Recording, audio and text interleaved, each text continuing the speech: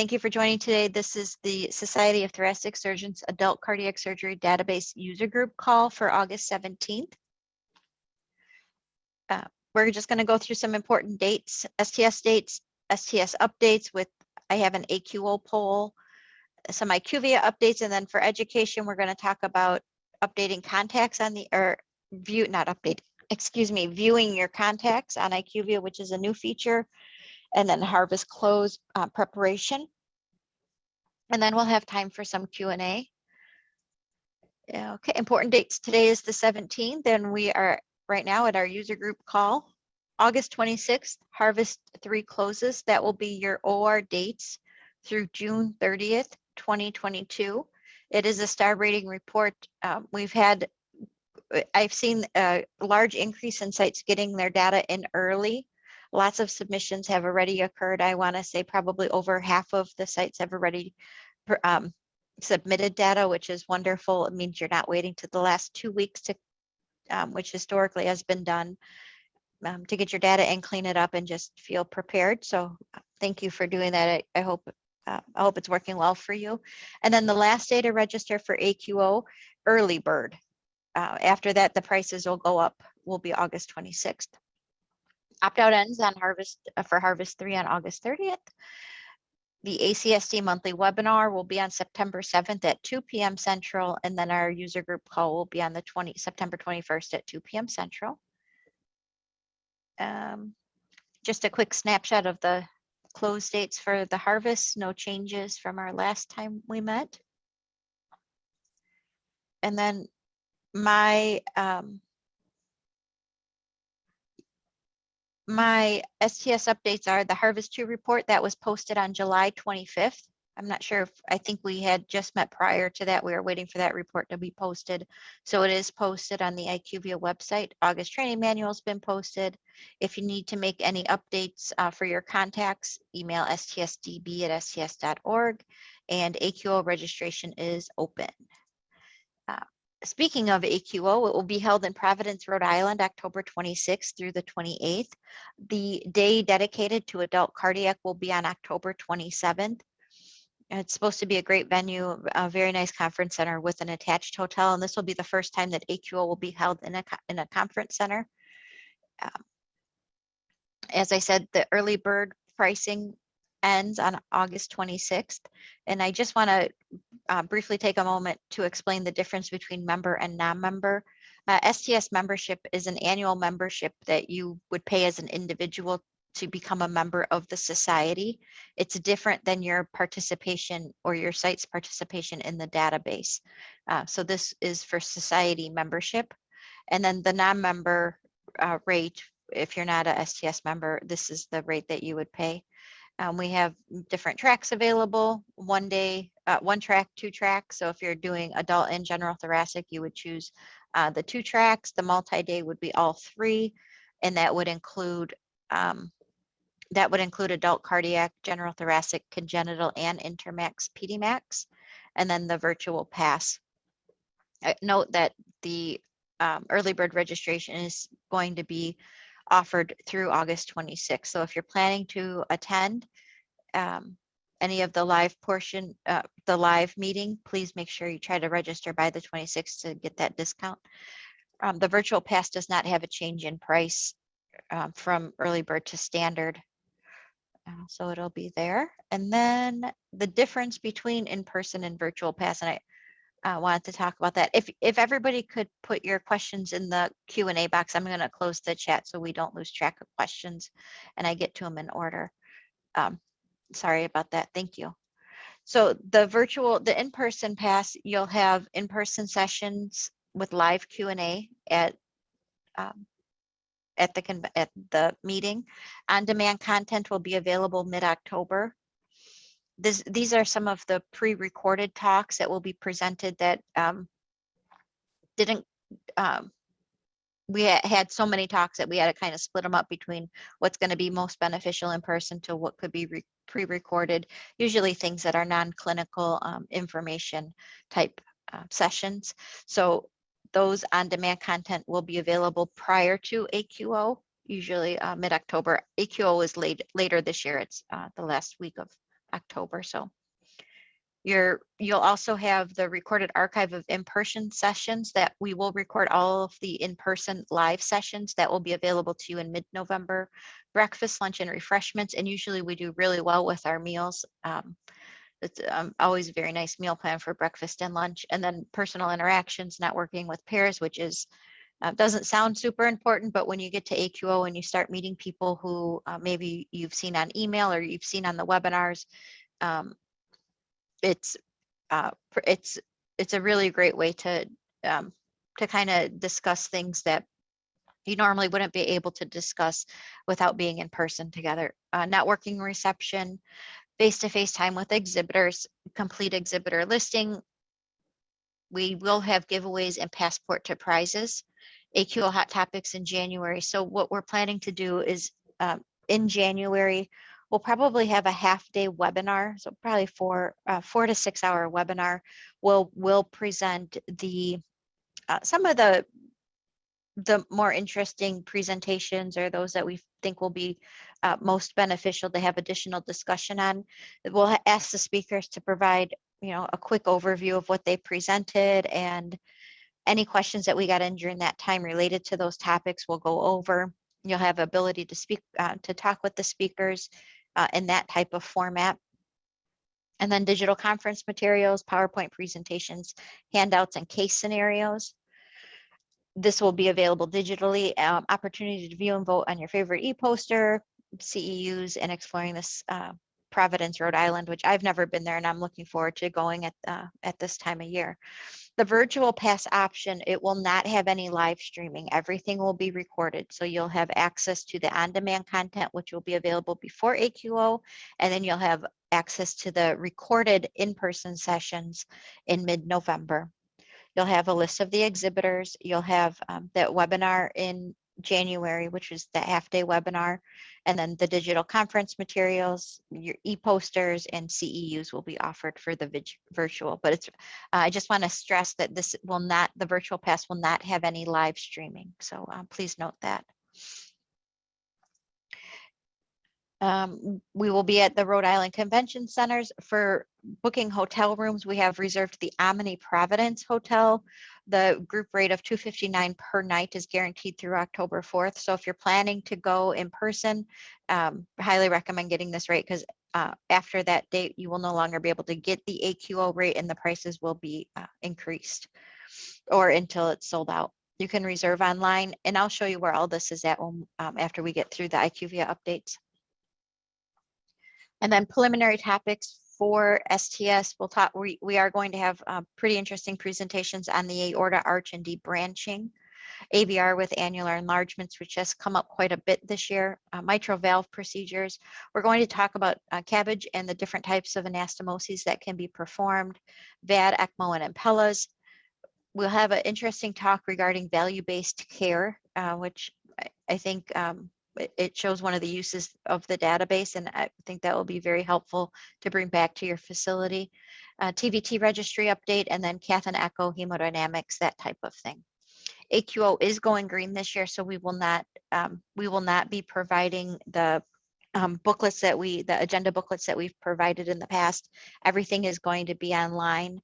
If you want to, and we will not have paper data collection forms. If you want to bring data collection forms, you may want to print them out ahead of time, or bring your laptop, or even bring your laptop if you want to access it, and then that kind of thing.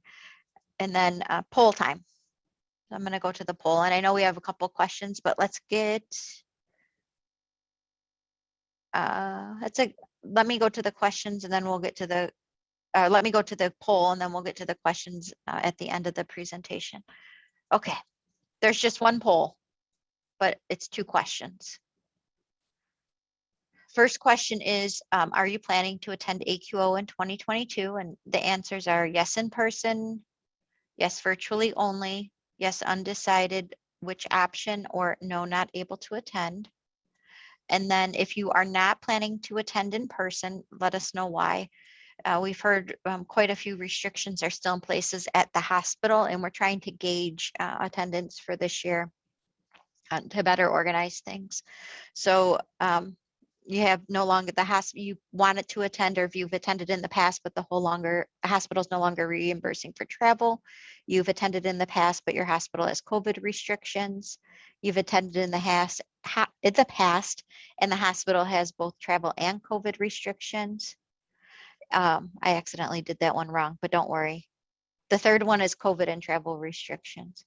The fourth one is you cannot attend. You've attended in the past, but for personal reasons, you're unable to.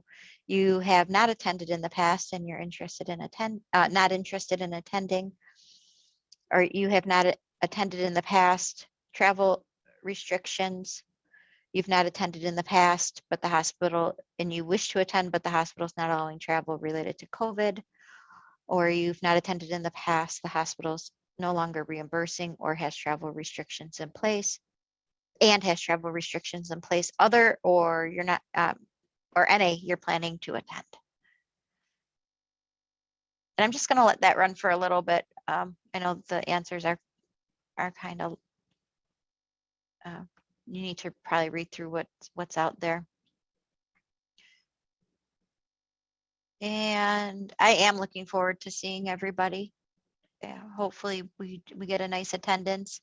I know the speakers are excited to present and see you all in person. The surgeons are excited to be there. We have great engagement from the Adult Cardiac Task Force and the Aorta Task Force. So happy with that. Okay, the numbers are still slowly going up, so I'm just going to give it a few more seconds. Sorry, everybody. And then I'm going to hand it over to Joe, but not quite yet. Waiting in the wings. That's exactly the thought that came to, that's the words that came to my mind, Joe. Waiting in the wings. And okay, I think we're good. Oh, it's like every second it goes up by one, and then I want to hit end polling, but okay, I'm going to stop it now. And here are the results. So it looks like we had, what was our N on this? It was like 270 or something, I think. It out of those, I guess I could add those up, but it's going to take me too long. So virtual only, 40% said yes, in person 13. And this is what we've seen with the other databases as well when we've done this more granular poll. And then if you're not planning to attend, we've seen this as well, that the hospitals are not reimbursing for travel, or not reimbursing as much as they have for travel, and also the restrictions for COVID and the reimbursement. So, okay, let me get out of there. I'm just going to take a screenshot I'm going to leave that open like that. Okay. All right, everybody. I'm going to hand it over to Joe. Joe? Great. Thanks, Carol. Just a few updates from us today. First of all, for the participant, a few, but exciting, Joe. I was going to say they are good ones. Yeah, they're good ones. Less is more in this case. So participant dashboard, the non-analyzed dashboard report, we are bringing some enhancements to that report. It's going to add new variables. So if you've been looking for new items in that report, those may be coming. There is a list there on the screen. The first phase of these updates will include new variables under those 6 sections: post-operative events, risk factors, preoperative cardiac status, coronary bypass, preoperative medications, and discharge mortality. So keep an eye out for that. That is coming in September, next month. And we will also be updating the drop-down selection for the predefined date ranges. And so that right now they go from the beginning of a year to one of the quarter months, so till April till September. But we will just be making those so they align directly with the harvest date ranges. And so no impact to the ability to type in your own custom date range or use the calendar buttons. That still will be there for you, but the drop down will be updated so that those dates align with your harvest dates. Sorry, I forgot to switch slides. That's fine. I have my notes up. Okay. And then on the risk adjusted dashboard report, we did receive some reports that people were noticing that data elements were not being displayed all the way across the column, that they were being cut off, or that the report at the bottom of the page was being cut off. And so those 2 issues should also be resolved in that September release. Thank you, And Joe. that's it. No problem. That's it. Good job. And we're excited about those updates that are coming for where we will be reporting out a bunch of additional variables within these sections in September. And we're working on the operative section, cath hemodynamic section, post-operative section, and the anesthesia section. We'll have many more updates coming in the near future. So we're very excited that we're to this point. This was kind of, it says phase 1, but it's actually phase 3 of the first project. So, but it's very exciting. So, okay, moving on. STS education. This is Hank's picture from his doggy daycare interview he had to go to. So there he is. He's very smart looking.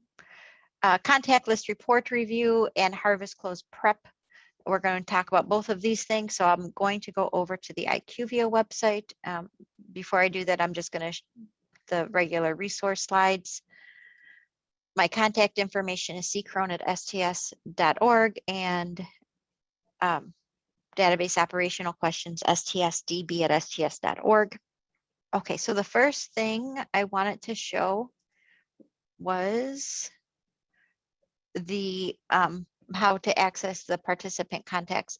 The site, the folks who have this are the primary and backup data contacts, and then the surgeons will have this access as well. If you have different roles than that, you will not be able to see this option.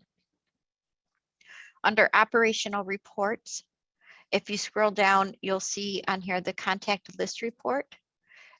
And I probably shouldn't show it because it's a actual site, but under that list, you'll have the, under the contact list report, you'll have the person's name and what role they hold it for your institution at for the STS database. So that is available. Okay, and then the other thing we were going to talk about is data cleanup. And let me go back.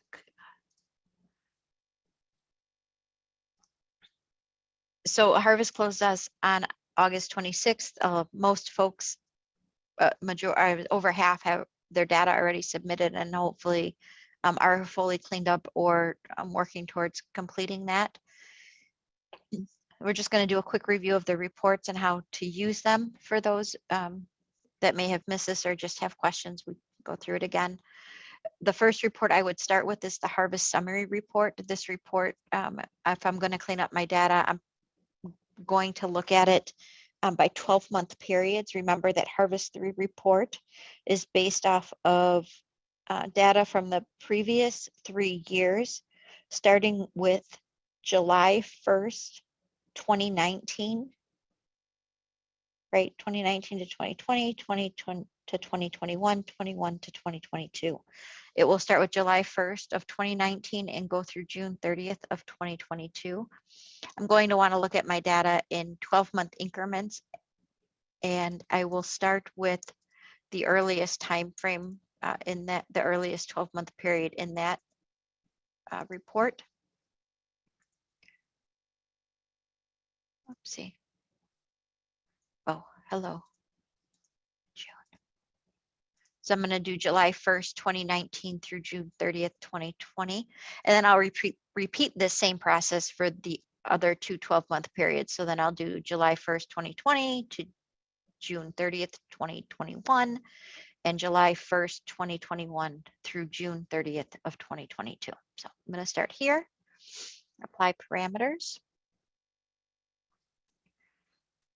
And this is going to show you that now you've already gotten past critical errors. If you're not a direct data entry user, you've already gotten past that, and you're happy with your number count, the counts of files that you have submitted. It all looks right. You can verify the number of records per that date range here.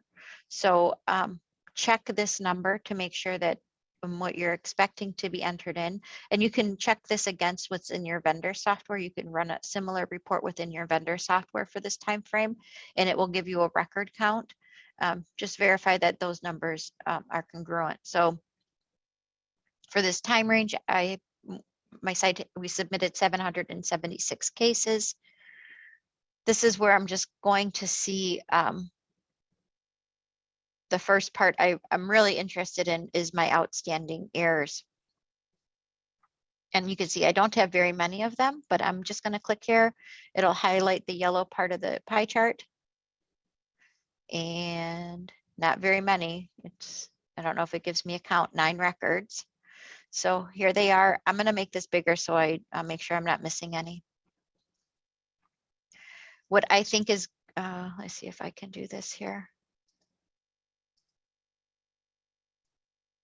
I left clicked. I think you just left click anywhere in this row and sort it. It's going to sort by short name. So it kind of puts them in order. I know that I don't have the TIN on for one of my, say this is the surgeon TIN. I don't have that available for whatever reason, or I'm not entering it in. I'm expecting that, not a big deal. This one is circulatory arrest with cerebral perfusion should be entered. I probably want to go back and just verify yes or no for this question. Go back through the patient's chart and clean that up. If you're a direct data entry user, you can do it easily by accessing the case here and it automatically updates. If you are not a direct data entry user, you'll need to use the record ID to search within your vendor software, find that patient, check to see if that value truly is missing, which it probably is. If it is missing, go back through the EHR, update it, and then re-upload whatever date this case is, a range that includes this case to get rid of that error. Okay, so I did that. I'm happy with that. Warnings, these less severe than errors, and they're probably things like values being out of range. So I have, what's my count? 381. Again, I'm just going to scroll through here. It's going to sort them on the short name. I know that all these aorta ones are okay. The FE predicted less than 50 is greater than 60, likely just, or oxygen is less than 60. Something is wrong with this field. It's likely is a range. I think that's a, let me see what it is. If it will give me more information.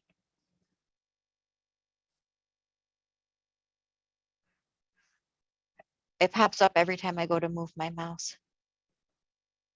So I'm just going to check that to make sure I didn't screw up. This one, it says, this endocarditis one, mitral valve etiology is endocarditis, but endocarditis is marked no, and it may be inconsistent. I'm going to check these out. If endocarditis is marked no, remember that endocarditis question, I think it asks if it was active or treated. So if this patient no longer has endocarditis, but the valve disease etiology is endocarditis, that kind of is doesn't make sense to me. So I'm going to go review these case, review that case. Same thing with ischemic post-MI. This is going to say that ischemic acute post-MI is less than or equal to 21, but MI is marked as greater than 21 days or not entered. So there's something wrong there. I need to go verify this and update it. So I'll go through all of these. Some of the time ones, cross clamp time, some of this other sizes. ICU hours, I'm probably, it's probably okay, but I'm just going to check them, just probably do a couple spot checks on those. So this is, I'm going to clean up all of these first. I'm going to work within my harvest summary report. I'm going to clean up what I can with my errors and my warnings. And then I'm going to resubmit the data. And I might, if I'm working in a year time frame, I might just resubmit that whole year worth of data after I update everything in my vendor software. Okay, so I'm happy with say I did all of that, and now I'm happy with what's in my my harvest summary report. I'm going to go back to my reports here, and I'm going to look at the missing variable report. I'm going to do the same time frame, which was July 1st of 2019 through June 30th of 2020. And I hope that, I don't know if this is helpful or not, but I'm sure you all probably have a really good handle on it already. So I'm not going to filter. Here are some filters on the side. The risk adjustment models. These are your risk model variables, your national quality form, which is usually endpoints, and then by things that go into PROC ID determination. I am going to sort these again if I can.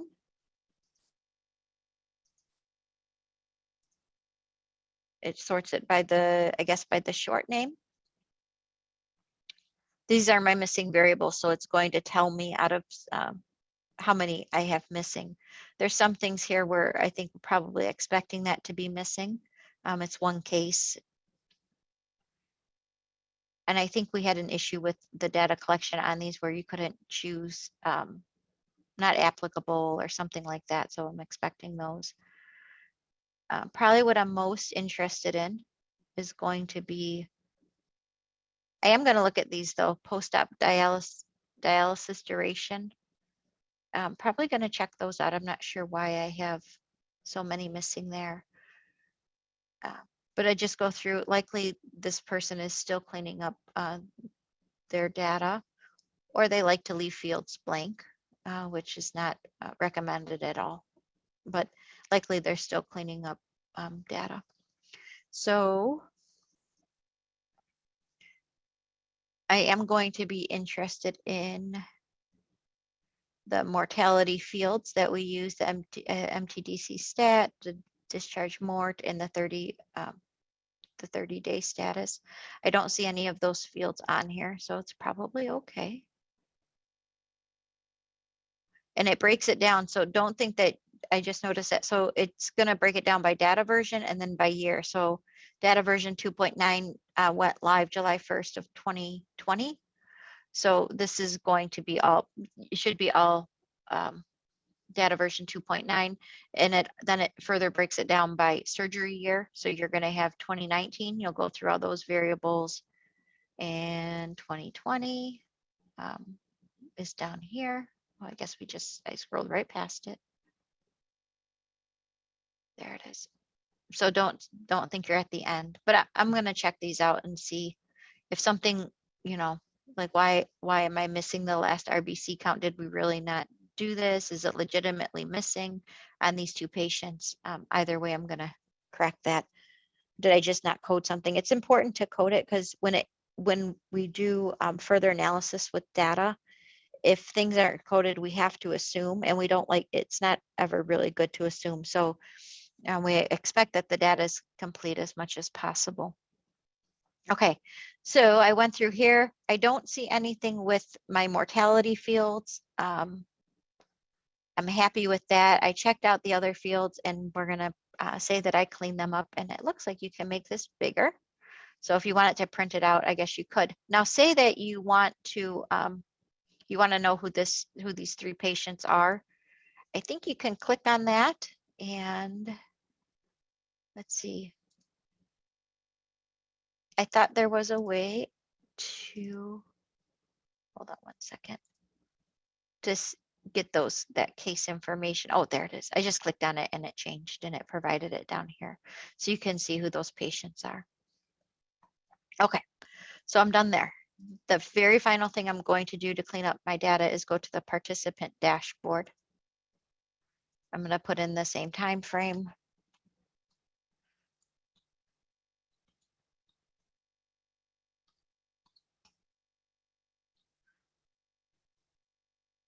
Now this I'm going to do a little bit differently. I'm going to break it down by procedures, because this is where I'm going to see to make sure I'm at the correct missingness to be included in the star rating. So I'm going to look at each of these separate. So the first one I'll do is isolated cabbage. I'm not going to filter it down by if it was on or off pump, if it was a first or reoperation.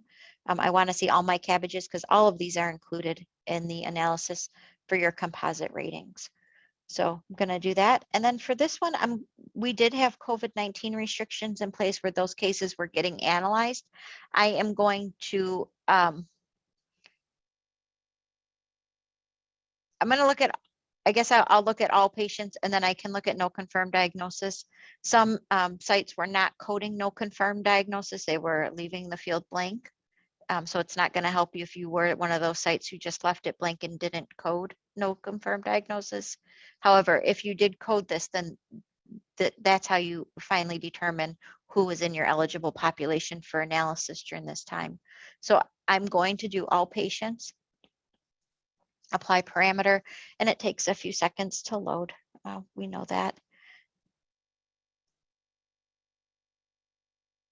And okay. Once everything starts scrolling. So this, again, this is going to be your, this is going to be kind of your final check, just a kind of once over to make sure it all looks good. You don't see anything that stands out related. It automatically opens to your demographics page. The things I'm going to be, demographics is important, right? We have a couple risk factors in here like sex, race, and I think that's it, and age. So I'll check that, make sure I don't have any of those missing. And it looks pretty good. And then I'll go to hospitalization. I don't know that I don't know what risk factors are used here. Oh, insurance. So I just check my insurance and you can see you have your number of cases at the top of each of these screens. Risk factors, preoperative cardiac status, hemodynamics. These are all going to play into your risk models. So you want to make sure you have the least amount of missing or unknown possible for these.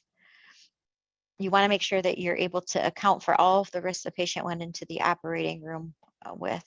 I'm not sure why. Oh, I didn't scroll all the way up, I guess.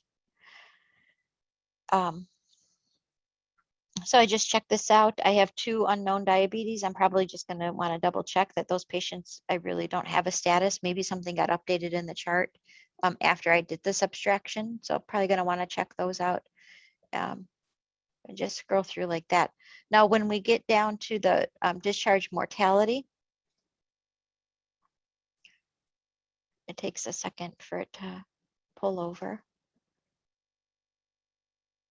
You can see it didn't scroll all the way up. I know I'm at the top because it's going to tell me the number of cases, but I know that it didn't load all the way. So there, I just clicked on a different box and it loaded. So I'm just going to check it out. We know that some of these medications, they play into the composite measure for the medication part of that measure. So just check your medications. If you have no's, like for beta blocker, patient discharged on beta blocker. I have one patient for this isolated cabbage population that's coded as no. This is going to be considered a fallout for me. So I'm going to want to make sure that it really is no, that there's nothing in the chart that contraindicated it, no additional notation. If there is additional notation that says, hey, you know, maybe a physician or a physician assistant went in, documented some additional information after you already abstracted that clarified why this patient was not on a beta blocker at discharge. I would, if I found that, I would then go back into my vendor software, update it to be a contraindicated case, and re-upload it, re-upload that time frame with that case in it, so I don't get that knocked out for this one. So then I'm looking at the fields that we use. We use the 30-day status. I want to make sure that my alive, dead, and that I don't have anything really here for missing or unknown. These 2 combined. Remember, if you're over 2%, these 2 combined over 2% will cause you to not get a star rating, not be included in the composite. MTAP-D is another field. I want to make sure that I don't have any missing here.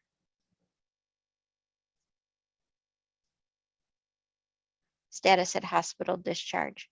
I don't have any here. All that looks good. I'm going to double check I always would double check my desk just to make sure. I don't want to accidentally, you know, have somebody. I would check my desk and probably the major endpoints like stroke, renal failure, return to OR. If I had any yeses there, those are the patients I'm going to go double check on. and the other endpoints too. So I had, let's see, for this postoperative stroke, I don't have any patient. Oh, I have, looks like I have 2 patients here that had postoperative strokes. I'm probably just going to go double check their charting, make sure that we're not getting dinged inappropriately. And the other ones that are used in the endpoint. So that's what I do. And when I'm happy with that, then I feel, I feel confident. I'm going to move on to the next 12 months of data and do the same process over again. And once you have all of that done, then you're good to go. And remember, you're cleaning this up, looking at those 12-month timeframes. You have, once you do this, so say that I did 2019 with my last harvest, right? That included January 1st, 2019 through December 31st, 2020, or with the last star rating, which was harvest 1, it would have been January 1st, 2019 through December 31st, 2021. And I already cleaned up 2019. Once I do 2019 and I know that I didn't make any changes to anything, I probably don't even need to go back and recheck it. Once it's done and you're satisfied with it, you're probably pretty good to go. You might just want to eyeball it and scroll, quickly through it, but it shouldn't take you more than a few minutes to do that if you check the necessary spots. So that's what I have on the harvest cleanup, making sure you're ready to go for August 26th. And we can go back over to questions. I feel weird not having any of my people on besides, it's just me and Sydney from STS. I don't have Leanne or Melinda on. So I might not be able to, we might not be able to answer all the questions today, but let's see what we can do. Okay, the first one is, and I'm sorry you have to listen to my voice for the entire hour. The first question is, can you attend the AQO conference if you are not vaccinated? So STS does have vaccination requirement to attend our live conferences. They will consider an exception, but you would need to reach out and hold on 1 second, I'll show you how to do that. And I think we assume that most folks are either our surgeons or data managers are working in a hospital environment where vaccination was likely required, although it's not 100% guaranteed that that's what occurred or that was a requirement, but most do. So we have that the vaccination requirement in place. And okay. Under COVID information. So I went to registries, STS National Database. I just scrolled down to AQO. And towards the bottom of this page is our COVID information. We do require that you are fully vaccinated prior to attendance. And if you have a question regarding this, you can reach out to the meetings department if you are not vaccinated, but you'd like to apply for an exemption, you can reach out to the meetings department and they'll be able to help you with that. Okay, how do you become a member of the STS? Is there a specific place we need to go? Sure. So on the STS page, there is membership up here. So apply for membership. And if you're not a surgeon, you would be in the associate membership for non-physicians. And you can find more information here under the membership page. Okay. Kim asks if an echo has a normal RVSP, is there a numerical value? Melinda and I were talking about questions similar to this. If you could, Kim, if you could please email the STS FAQ mailbox.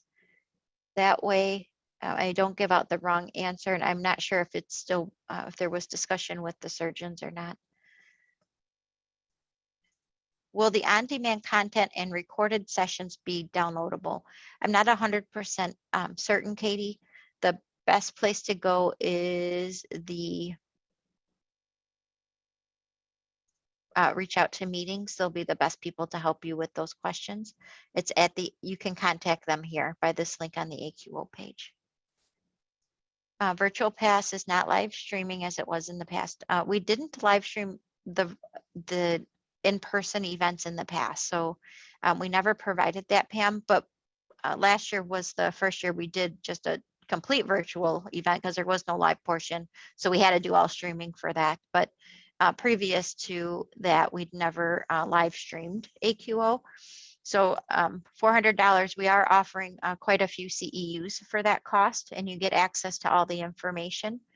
So it is a great educational opportunity, and you will have the live virtual time with the surgeons and presenters, some of the surgeons and presenters in January. So hopefully that works out for some people.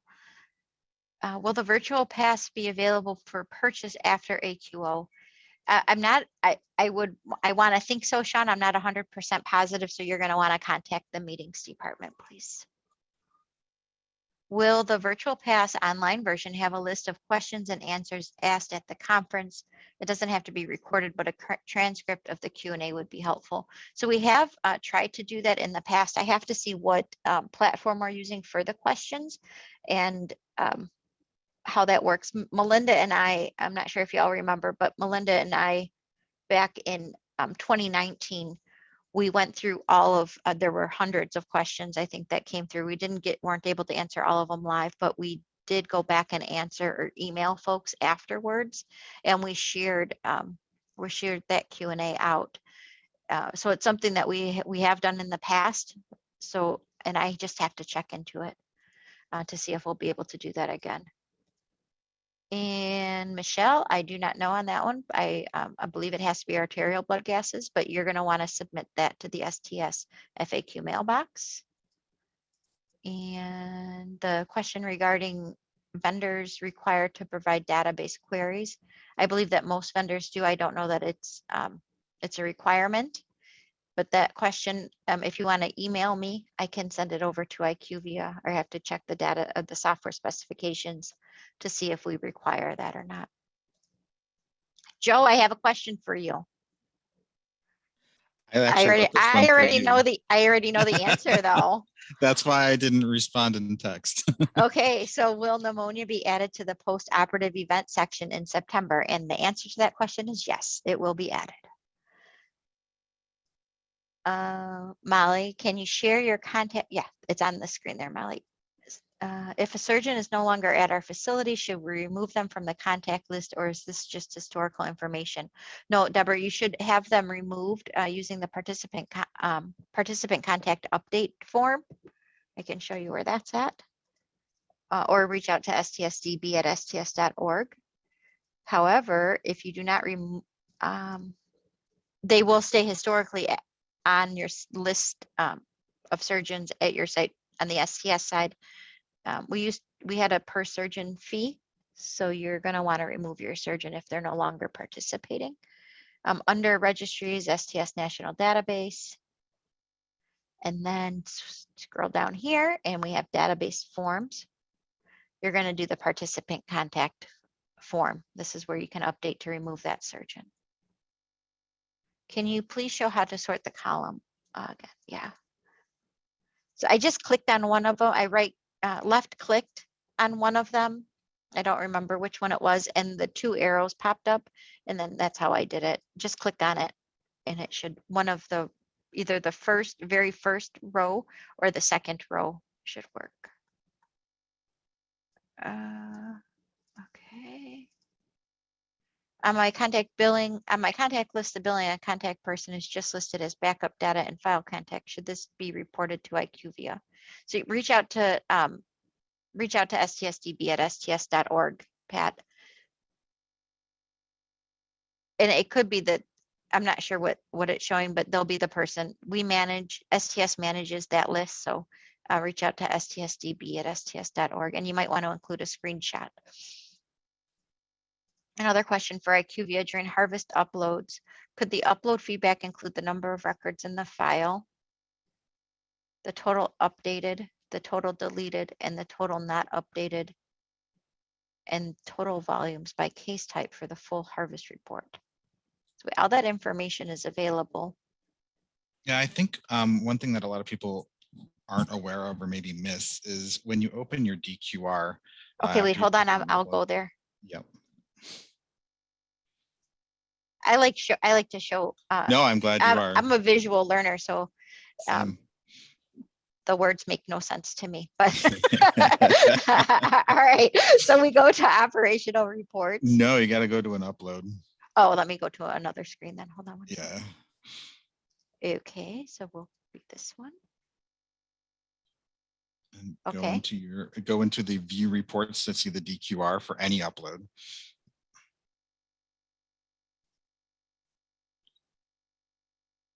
And in the lower left corner, once this comes up, there's the critical summary report. Am I clicking on that?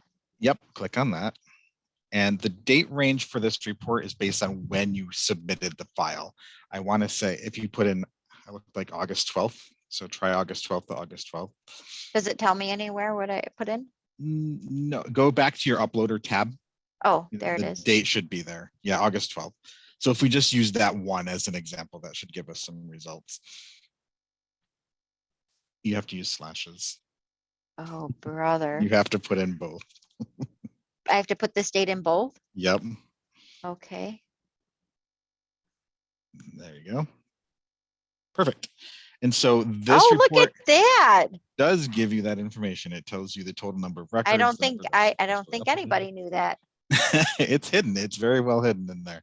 But it does give you a lot of that information. You can access the DQR for any of those uploads performed in that date range by clicking on the link.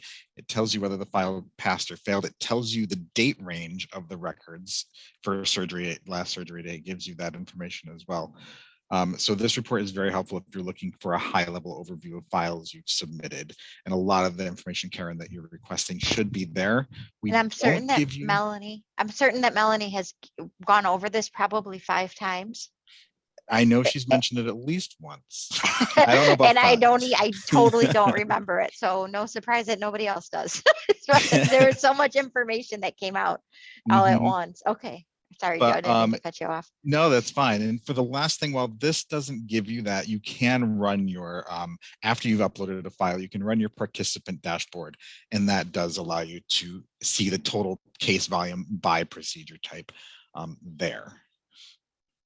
That's very helpful. Okay, so that was on the uploader.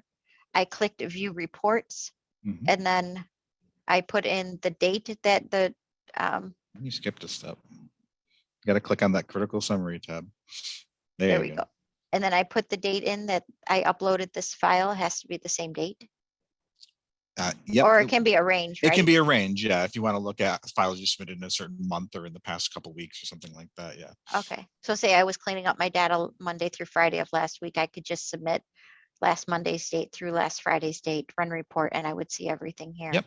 And then if I want to see my total case count, I would go to the participant dashboard, and that's where I could filter on a date range, specific date range, and a procedure type. Right, and that does, you would have to run that multiple times. So if you want to see your isolated cabbage, you'd have to run that. Then if you want to see your AVRs, you'd have to run that. So that may be something down the road we can look into adding something for to get kind of like an overview of the total number of records by procedure, but that's not, you can get it by running it one by one. Okay, and it's something I think we're talking about building an executive summary type splash screen. So maybe that's something we can talk about adding on to there. Sounds good. We will not include the medical record number in the Sean, we will not be able to include the medical record number in the reports, unfortunately. So I don't think we display any PHI, do we? I don't think in the risk adjusted report we do. We do in the participant, because that's just it's our local data, but the risk adjusted I don't think has that information. Yeah, we had pretty long discussions about including medical record number, but MRN, no, we definitely don't have. Sorry. Yeah, we've been instructed, and I think it came from a decision between IQVIA and our legal team that we don't provide those. If a different data version is used, do we use the original data version used for that abstraction? Patsy, I think you're talking about cleaning up data. I'm not sure if you could clarify. I can answer that question for you probably. Jeanette, how much are we annually paying for each of the contacts listed? There are a few surgeons that are not actively doing surgery. Do we have to remove them? If they're no longer doing surgery at your site, then yes, you should remove them. The participant fee is going to be under become a participant. This is the sts.org website, and then the STS Registry's STS National Database. Under become participant, this is where the fees are listed. That's where you would want to go. Which airport should we fly into for the conference? I think there's a airport in Providence that you will fly into. It's Yeah, that not should very be far. TF Green. TF Green? Yep. Look at that, Joe. Just Is there outside a, of Boston. I'm familiar with it. is there a way to find all the unknown instead of going through each one? I don't, not sure what you mean, Hannah. Do you mean unknown for all of the fields? I don't think you can filter that way. We can ask Melanie next time, but I don't believe you can filter by just the answers at all. No, not think. to my knowledge. Yeah. Is the participant in the participant dashboard? Is there a way to filter for no? I mean, the missing variable report does that. It gives you that information, but Yeah. the participant dashboard doesn't have a filter for it. And I should mention on the missing variable dashboard, we do include unknowns as part of the missing variables for the mortality fields. So if you have, we do that for the missing variable report, just so you have a better understanding of where you are missing out on the on those required mortality fields. Our site was audited in 2021. I did find a couple of errors entered into the database. Should I update those charts or wait until confirmation the audit is complete? No, go ahead and update those charts. So the way the audit works is, are you talking about data from 2021? So the audit for this year?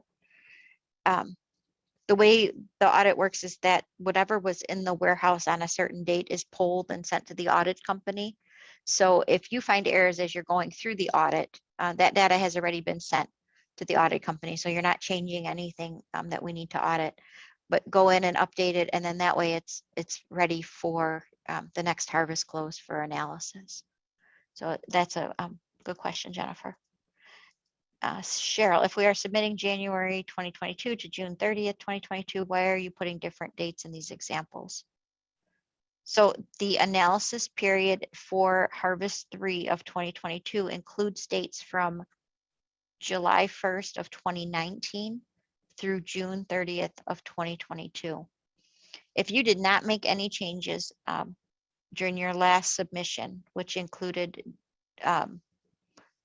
OR dates up through March 31st of 2022, then and you were happy with that data, you are certain that it's all correct, you don't have anything erroneous or missing or unknown that you shouldn't be. If you're completely happy with your last harvest and all your new cases that you're entering and the only changes you're making have been on cases from April 1st of 2022 through June 30th, then you do not need to go back and do this. But my guess is I have experiences that I always want to check, and I want to make sure I'm checking it how the analysis is done. So that's why I put those different dates in there. Is the 2% missing threshold for 30-day mortality status calculated on the entire population or only one per case type? So it's calculated on the 2% missingness is calculated per case type. So it would be calculated per cabbage, calculated per AVR, calculated for cabbage plus AVR, each separately. And we look at it in 12-month increments. So it's not for the whole 36-month period. It's for the 3 12-month periods that make up the analysis. So we are going to look at your missingness from July 1st of 2019 through June 30th of 2019 for isolated cabbage. And then we're going to look at July 1st of 2019 through June 30th of 2020 for isolated cabbage. And we're going to look at July 1st, 2021 through June 30th of 2022 for isolated cabbage. And if any of those 3 periods for isolated cabbage has 2%, greater than 2% missingness for the mortality fields, you will be excluded from receiving a composite rating. It's explained in great detail, very clear in the national report overview. I know we're getting close to time, but let me see if I can pull it up quickly here. I'll show you where that's at, Donna. This is the national report overview. Highly recommend if you could, read through it. We've skimmed it down some from previous report overviews just to make it a little bit easier to read. I'm going to go down here to the composite information, risk modeling information. I forget what page it's on, but so this is the STS composite quality ratings. It's on page 29 of 39. It's going to tell you this is for cabbage. It's going to tell you the patient population, the time period, and then this is the time period. So reports produced following harvest 1 of each year, beginning with harvest 1 of 2022, will contain data on 3 previous calendar years. And then it talks about data completeness. This is the 36-month time frame used for the NQF measures, which is different than the mortality fields. The NQF measures are the internal mammary usage, preoperative beta blocker, discharge anti-lipid, and antiplatelet. If you have more than 5% missing for this entire 36-month time frame for these fields, it will knock you out of analysis. You have to have 50 isolated cabbages. And then when we get down to the mortality field, this is where we look at each calendar year. So here's an example here. This example is from harvest 3 of 2021.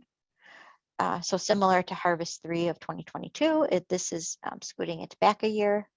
We look at this time, we would look at this year time frame, this year time frame, this year time frame, and you have to have 2% or less missing or unknown for the mortality fields.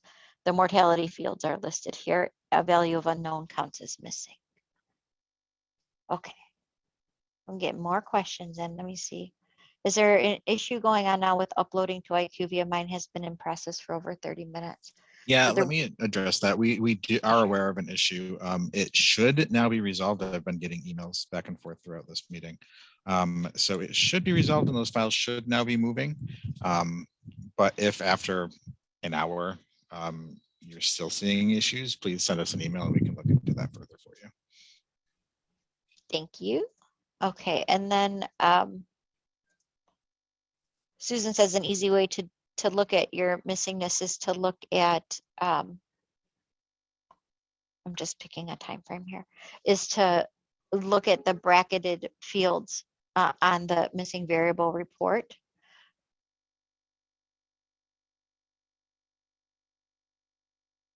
And are you talking on these over here to the left? These are your risk model variables. I just have one missing, MI1. The national quality form, I don't have any missing. The PROC ID charts, these are things that go into making up the PROC ID charts. I do have a couple missing here, or just one case. That's very helpful, Susan. Thanks for the reminder. Any tip, easy way to see which data elements in past risk adjustments PROC ID are to look for bracketed? No. Oh, I'm rereading your question. Want to clarify that missing threshold percents are based on per procedure type and not all procedure types combined. That's correct. It's per procedure type. So isolated cabbage is separate from AVR, is separate from cabbage plus AVR, is separate from mitral valve repair and replacement, and separate from mitral valve repair and replacement or replacement with cabbage.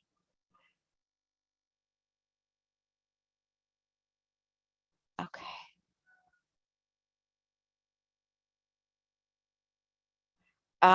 Julie, I have an MD request for historical STAR reports from 2016 on. If you could email stsdb@sts.org, we'll be able to help you with that through that email. You're welcome, Lisa. What was the title of the first report you showed with the outstanding errors? That is that's the harvest summary report. And Joe, I don't know if you have a few minutes to stay on. I'll see if I can. Yep, I'm good. Through. Okay. Direct entry. If I make corrections to the data, will checking save box automatically upload since my complete button is already checked? That's a good question. Or do they need to uncheck and recheck the completed button? Let's try to make corrections. And yeah, so it doesn't, if the completed button is already checked, you don't need to uncheck and recheck or anything like that. Checking complete means that it's ready to go and that you don't have any critical errors or anything that would prevent an issue. So if you make edits, that's fine. Just leave that box alone, and when you click submit, it should update, and that's what will be sent for analysis. So Thank you. no worries. Hi, Julia. Is there any info on the aortic risk model? It's still in development with our quality metrics task force. I know that they're going back and forth looking at the with the statisticians at DCRI who are helping build that model. So it is in process. Takes a long time to build a risk model after we have all the data to do it. Why are the procedure counts not displayed in the risk adjusted report outcome?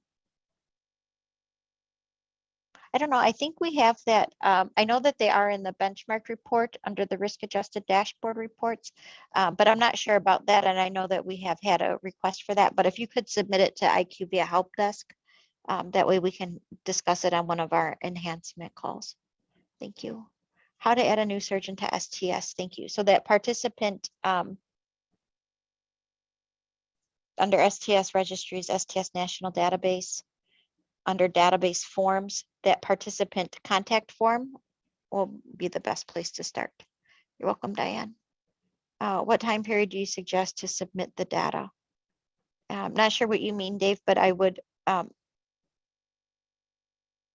if I didn't make any changes to previously submitted data, I wouldn't feel the need to go back and resubmit. I would just submit my new data.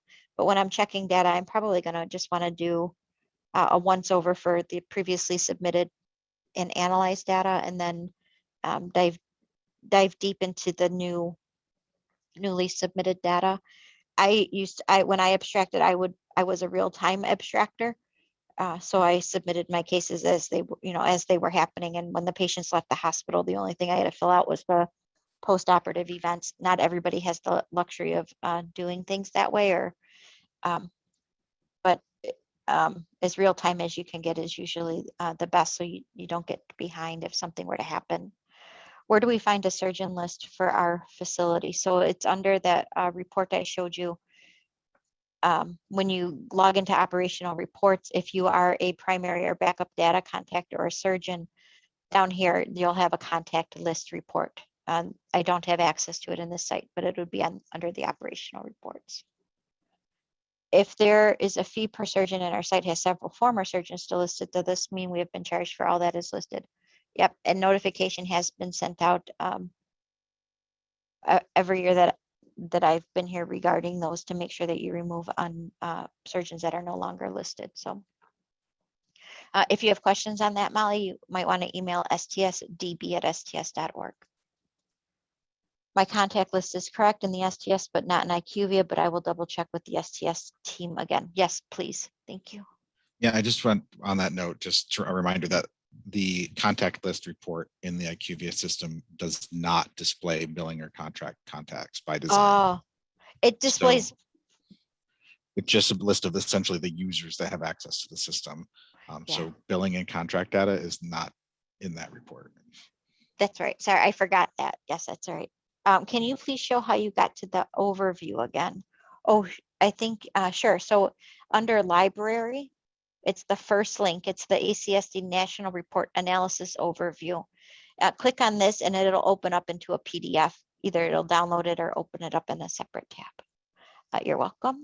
And then I would agree with Karen. I would like to see total number. Okay, so we showed you. I have to, yeah, that's a good suggestion. The virtual option is not live, Leslie. No.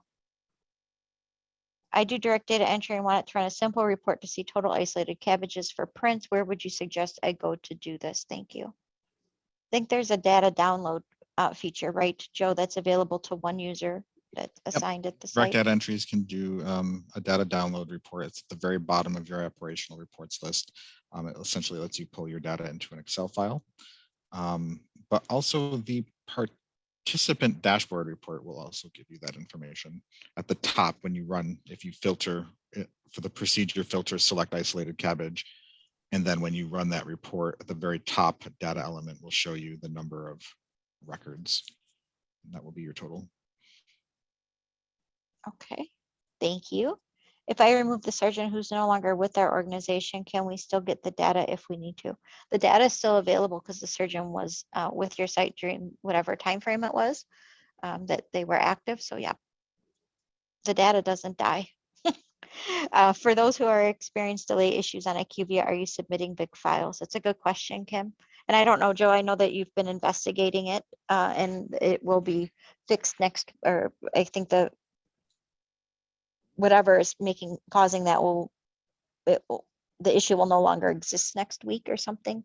But that should be resolved now.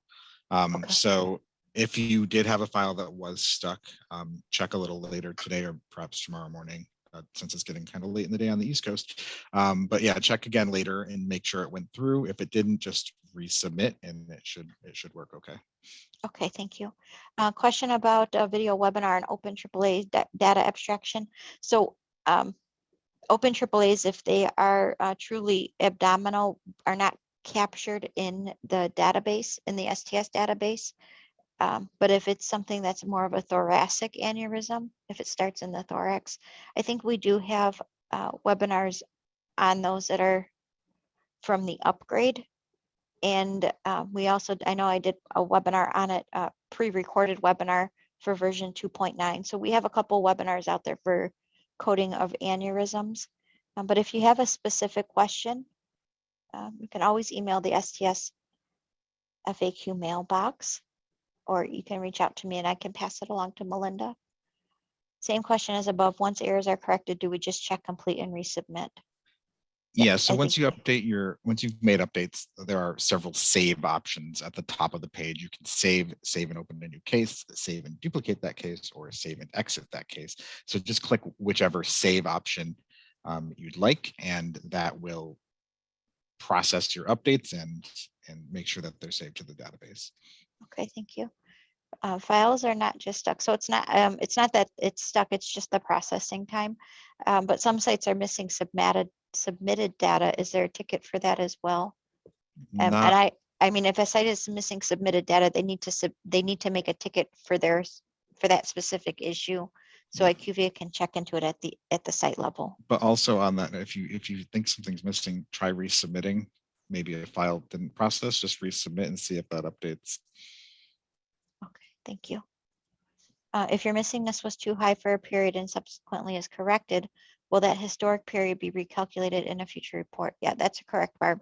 So if you, if for some reason you had things coded as unknown or accidentally left them blank, or you did get an update on that patient's status and you go in and you update that record, resubmit it, it will be applied to whatever next harvest is there.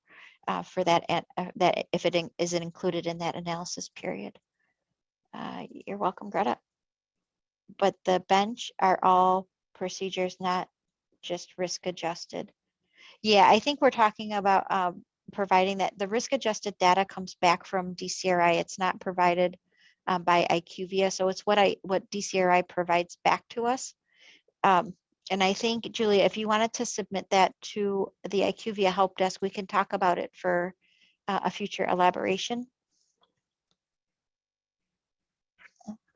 You're welcome, Pat. When will we see the right denominator for complication percentages? So it's not the wrong denominator, Michelle. It's just a different denominator, right? So you have, you can tell the story of postoperative complications in different ways. You can tell it over your whole population, or you can tell it as the number of times something happened out of the patients that only had complications. So both ways are correct. Neither way is wrong. Both ways tell us a story, a different story about your data. historically, DCRI has always reported out in a previous PDF reports, they have always reported out complication percentages based on the number of patients who had complications. So it has always been, if you had stroke, it was always reported out out of so many patients who had complications, this is the percentage of those patients that had strokes. And that is how IQVIA is reporting it out. We did get requests in to report it out where it also looks at the total population. So it would be your total number of CABG patients out of the total number of patients that had isolated CABGs, how many had strokes, which is totally different, tells a totally different story. So we are looking at reporting that out. We did talk about that and discussing different ways to do that on what would make more sense. First, we need to get out these additional variable reporting, and then we'll focus on making that upgrade to the reporting as well. Please, again, the benchmark data is not risk adjusted. So I cannot take the, right. So put in a request, Julia, so we can discuss adding in the total counts for those somehow.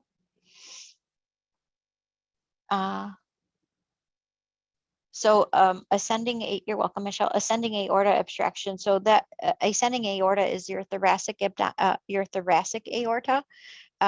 So we do have we will have a very good presentation at AQO this year on ascending aorta and managing arch vessels.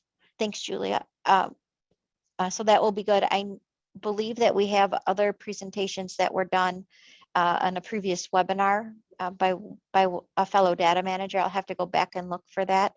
But if you scroll through the webinars, and I'm not sure if you're familiar with that, if you scroll through the webinar on the webinar page, hold on. You should be able to find it. I'm just not sure which exact one it was. I know it was earlier this year. I say late spring, early summertime. And it was one of our monthly webinars, so it would have been one of the first ones in the month. Let me see if I can easily find it.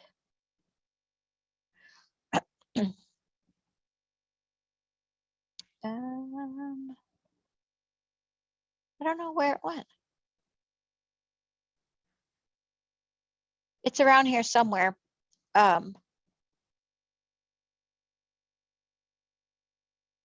thought it was earlier this. I'll have to look for it. But if you want to email me, I can look for it and see if I can find it. Or if you want to check out the the STS page, webinar page, we have a YouTube channel with all of the recordings. I think we're at 85 now. So yeah, all right, thank you. Yeah, there was a great one on bentals. And I thought there was another one on ascending. I think Karen Kim did one, Dr. Kim did one out of Michigan for us. But I'll have to look for it. Okay, and then Susan, I didn't, June 15th for the aorta. Thank you. I guess it wasn't the beginning of the month. Susan, I didn't skip over your question. I just had to think about it because it was kind of long. So hold on one second. Nope, it's not that one.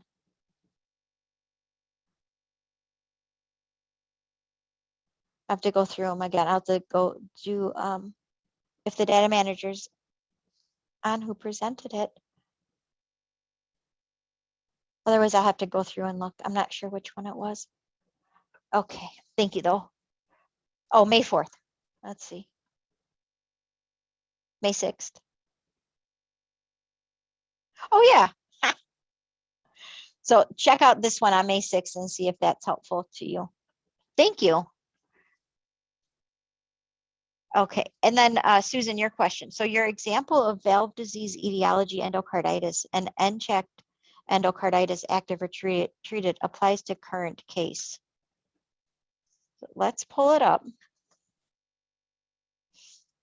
And let's see. Oh, I was there already. And this is why I need Melinda on the call, because you see, I just sometimes don't say things all the way super clear, but let's pull it up. I think that, is it sequence number 385? Yes. So for endocarditis, indicate whether the patient has a history of endocarditis documented and diagnosed by a provider. So it's any history of endocarditis, any occurrence between birth and entry for the OR. And then it says no known history endocarditis. No known history for endocarditis, but repeated hospitalizations for pneumonia, finite operations, severe AI per surgeon. Definitely had AI from previous healed endocarditis. So I would still code this as endocarditis treated. But the CDC definition. So Susan, submit this to the FAQ mailbox to have Melinda respond. I don't want to give out incorrect information. I know how I would code it, but Melinda's going to be the final word on this one. So reach out to her, please. And then where's the info on the Bentel procedure? I'm not sure. I'm not sure if that is the one, the May 4th, May 6th one, or if there's a different one. Okay. All right. We're done. Thanks, Joe, for staying on with me, and Sydney. Sure. Thank you, everybody, for joining. I hope you have a great rest of the day, and look forward to seeing you on our next webinar, which is